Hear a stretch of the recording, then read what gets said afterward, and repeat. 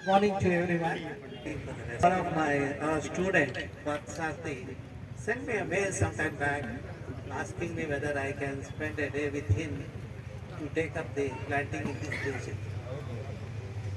I always take the invitation, especially when youngsters invite me. I never say no to them because the youth are the asset of the nation. And if we can give the right message to the youth today, I'm sure they will do the wonders in the system. I'm brought up in Bangalore, but not born in Bangalore. The Bangalore, when I was a kid, had a 63% green cover.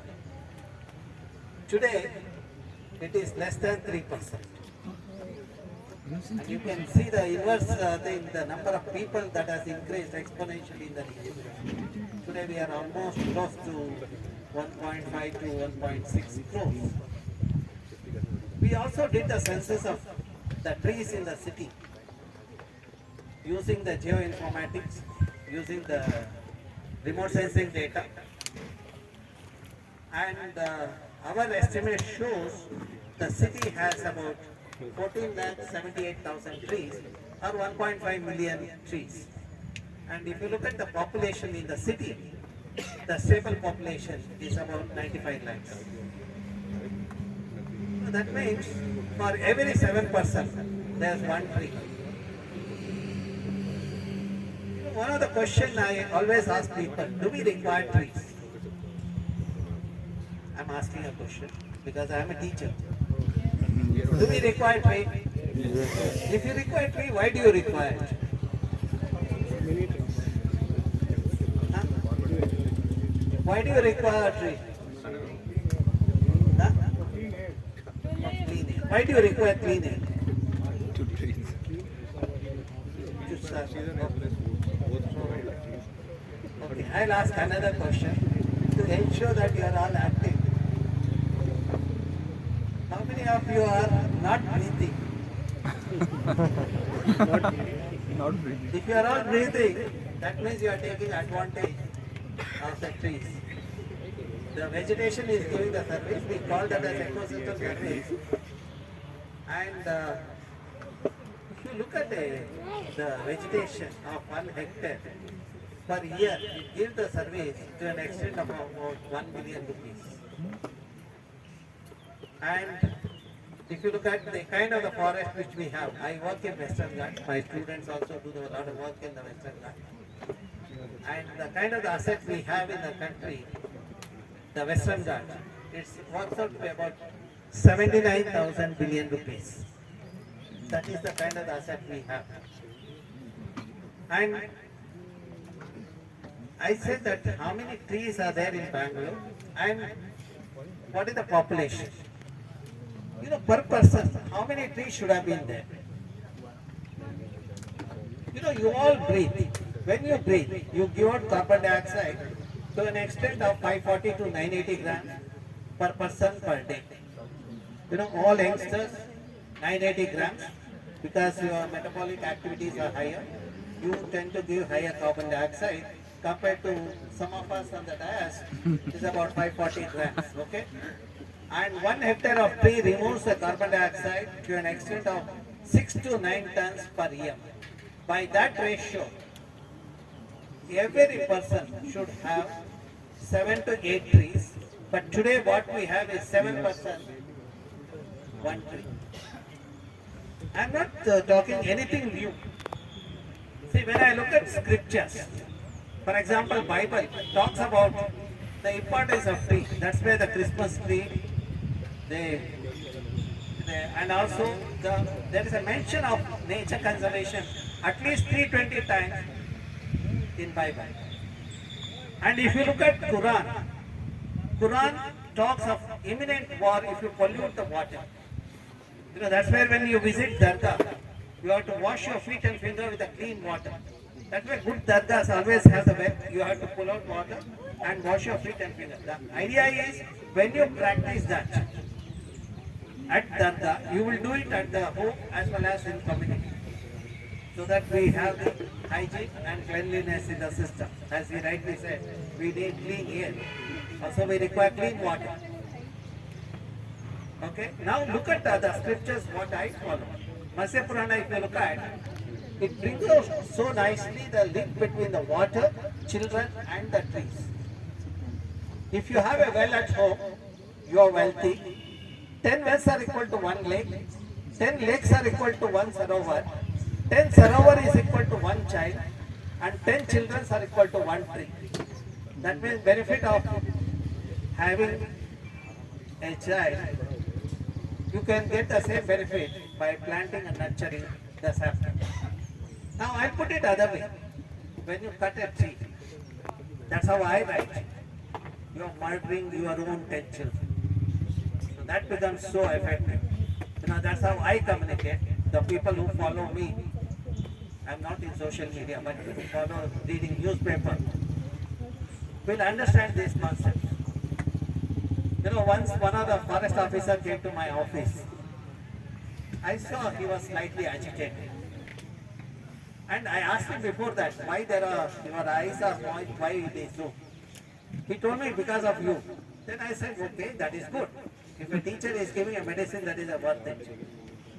Then he took out my article, he told me, you have written that when we remove the tree, we are murdering 10 children. Now I have to remove 179 trees. If I remove that, tomorrow you will write an article saying I have murdered 1790 children. Now, if I don't remove it, I will lose the job. I want the solution. So that's how the science helps in conservation. I gave the solution, what needs to be done. There is a vacant land nearby.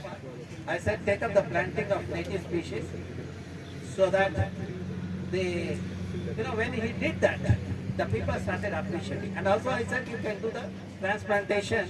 Transplantation works only if you take care of it later. Otherwise the tree will not survive. People with lot of emotion does it, but after that they forget it. So it's of no use. Now you all know the importance of the trees. Trees not only gives us the air, it also helps in groundwater recharge. It gives us the water. And also it gives the food for the dependent animals. When you have a trees with a diverse trees, the animals in the locality or in the forest get the food. They will not come to your house. But when the trees were removed, for example in Shivamogga, Dakshin Kannada, where Mr. Joshi comes, or in Uttar Kannada, we saw the monkeys coming home. With the monkeys, people started getting the fever, that we call it as monkey fever. Every year, 200 to 250 people get killed in there because of this monkey fever in that region. That is mainly because the forest department removed the native species forest and converted it into monoculture plantation like acacia, eucalyptus, as you see here. So the animals were not getting the food. See, one mistake what we do will have the ripple effect. And that's what people are paying. Every year when I visit, the people say that 200 to 300 people died in that particular district. That is the tragedy.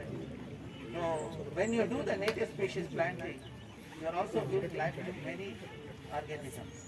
The ficus species, we call it as a keystone species. Look at the flowering and fruiting of the ficus. Mango has certain season, whereas the jackfruit has certain season. Whereas when all these plants stop fruiting, you will see the fruiting from the ficus. It maintains the continuity in the system so that dependent taxa, the insects, the pollinators, etc. can thrive in the region. Now, we have done the comparative assessment also. In a village surrounded by native species forest, what is the livelihood of the farmers? And in the village surrounded by monoculture plantation, what is the livelihood? In a village surrounded by native species forest, the farmers like our Ramana earns about 1,54,000 rupees per hectare per year.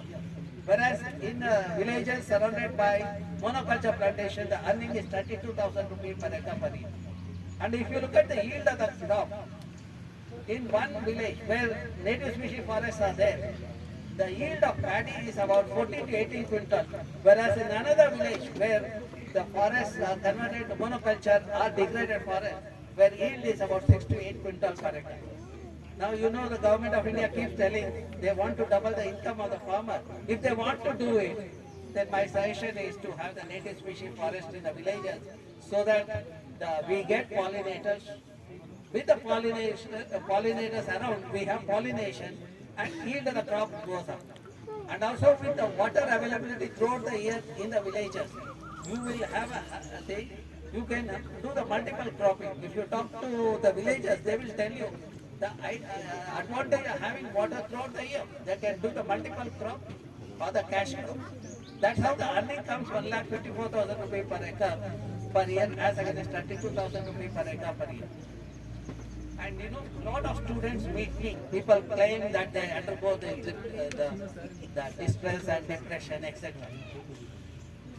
So my simple prescription to them is just go and hug a tree and enjoy the beauty of the nature. Your depression goes. If the children is from their home, this is for the students who are staying in the hostel. If they are at home, I say you just go home, hug your mother. You get the same benefit what you get from a tree. If we, all of us, with a lot of youngsters are there, teach our children to respect mother at home, then children as they grow up, they will also learn how to respect mother earth. That's what is required. We have only one earth. It's our job to secure the earth and provide clean air and water to every biological organism on the earth. Let us do it together, and you all have taken up the initiative. When I was invited, I saw the organization name, Thoughtfulness. I told my students, today I am meeting people who have heart. Not just heart, heart is full. Not just heart is full, it is fullness. So that means there is trupti in Kannada we say. So when you are fully contented, naturally you do a good job. So I look forward for many more youngsters like this taking up the initiative and make the Mother Earth green. You know, the simple prescription is when you cover Mother Earth with a green saree of native species, she retains the water and we have the water throughout the year. When we degrade the region without vegetation, naturally she will not give us the water. Then you have to struggle for water from elsewhere. So Bangalore is facing the crisis. Last year we faced, which I predicted 10 years back. Last year it became true. And this year again we are going to face the problem because our irresponsible behavior continues to be the same. We have not changed. I hope people will change with this message. I look forward for more and more sensible youth in the system. You know, sensible youth are the asset of the nation. Thank you very much.